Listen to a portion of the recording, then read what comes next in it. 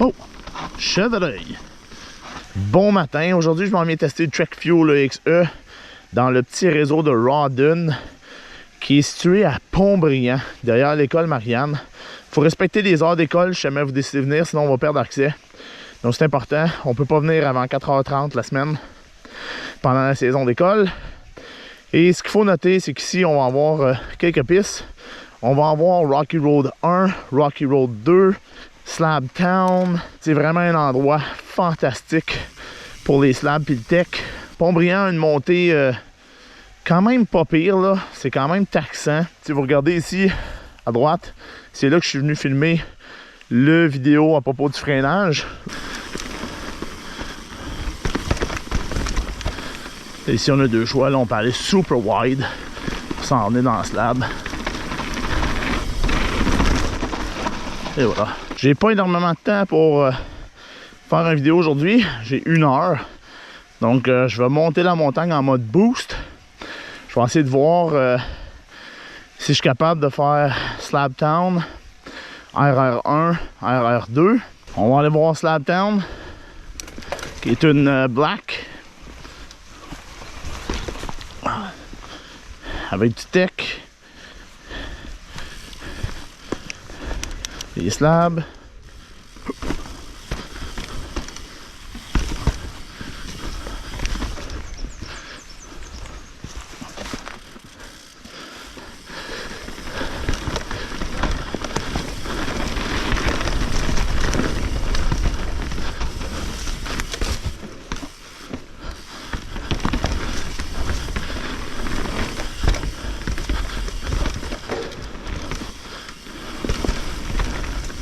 Ça se fait facilement, ça, Seb.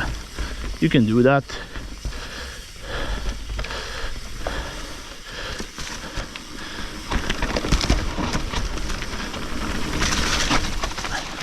Si seulement c'était sec en bas ici, on pourrait se laisser aller pleinement.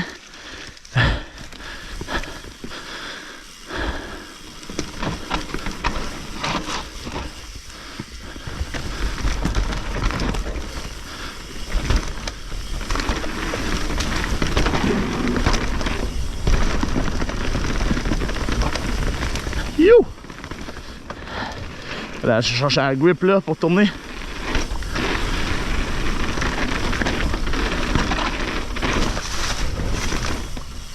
Boom!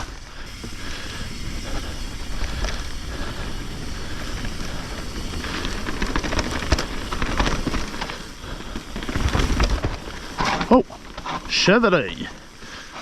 Bonjour mon ami! Je m'attendais pas à ça.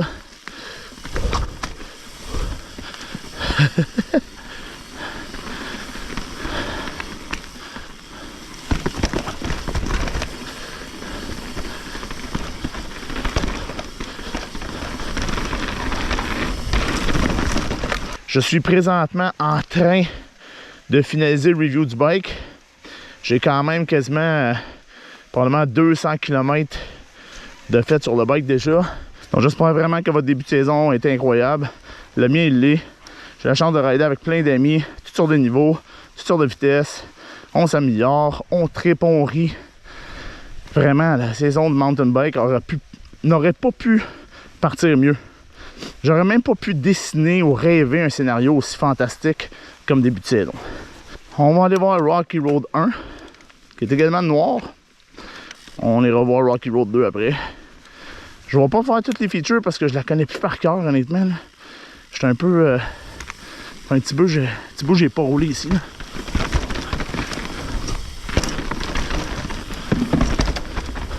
Ici, on a un petit drop.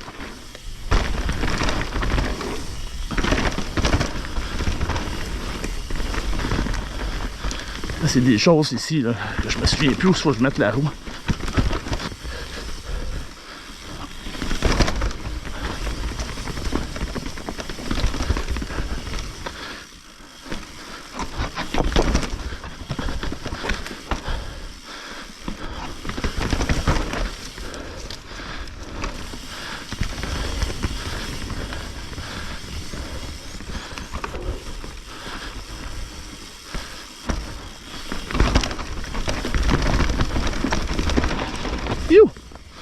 va chercher la traction. Pas toujours évident parce qu'on laisse les breaks un peu là.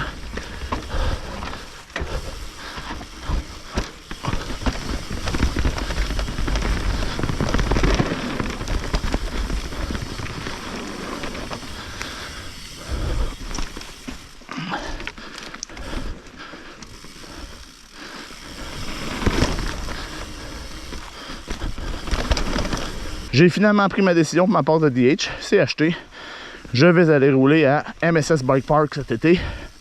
Raison bien simple, il y a plus de tech là qu'à Mont-Blanc. Et l'autre chose, c'est que c'est une demi-heure montée, puis une demi-heure descente facile. Facile là, au moins 30 minutes de moins. Donc pour moi, ça c'est important parce que je veux y aller après le travail.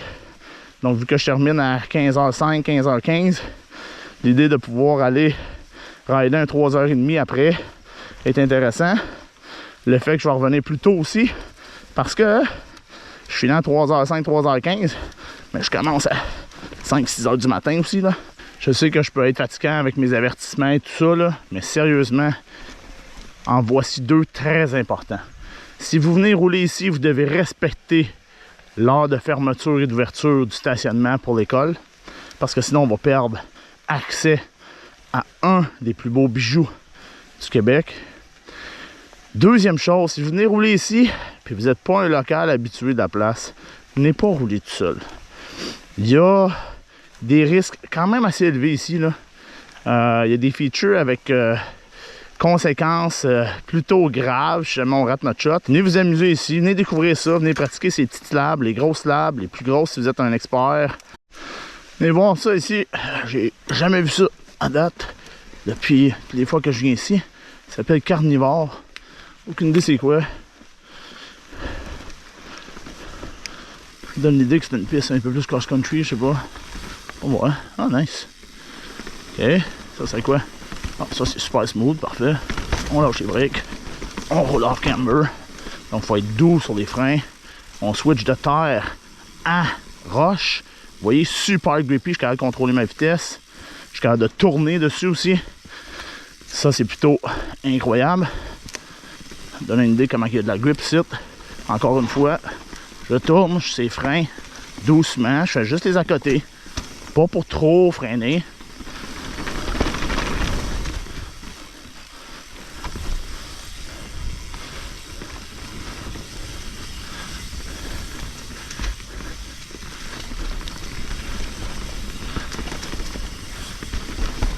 C'est un super beau réseau. C'est la tournée des cantons de Rawdon qui s'en occupe. Moi, j'essaie de faire un don toutes les années. Si vous avez la chance, faites un don là-bas.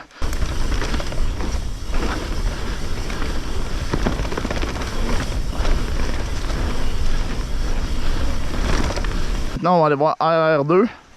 Un petit bout. On va y aller lentement. Juste ça commence ici, on descend. Après ça, on a un drop. Rock de flat. Là. Une affaire de 2 pieds, c'est pas grave. Là.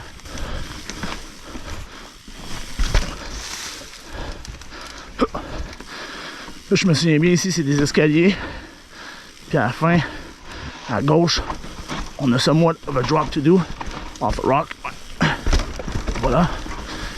Ici, on peut se laisser aller. Là. Je vais aller doucement parce que ça fait excessivement longtemps que je ne l'ai pas roulé. Ici, c'est très à pic, qu'on y va doucement. Puis on descend. You! C'est une petite roche de rien, mais c'est à pic. Fait que ça a l'air comme d'un saut. On s'en viendrait super vite. Là, tu devrais sauter, mais tu fais ça. Rock de flat country solide.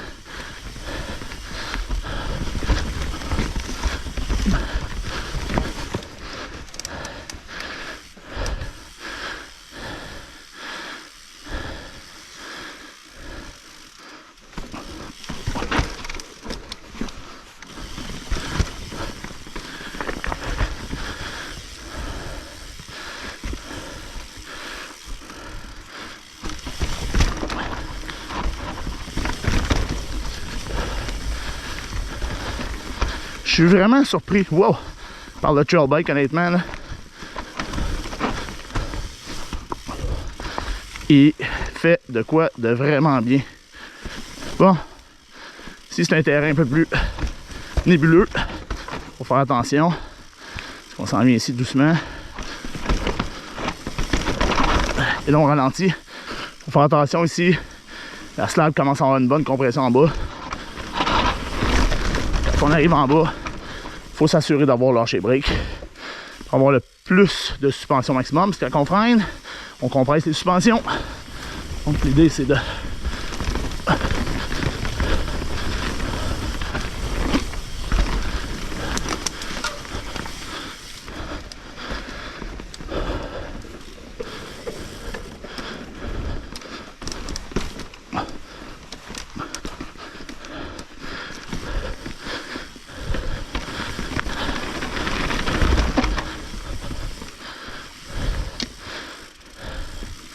si on peut passer en bas ici, venir chercher ça.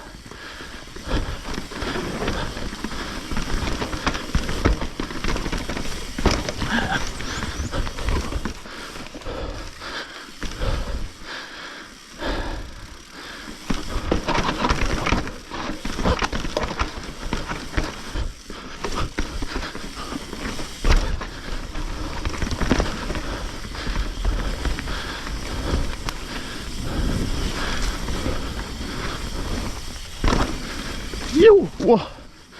Ouh! On s'est proche ça.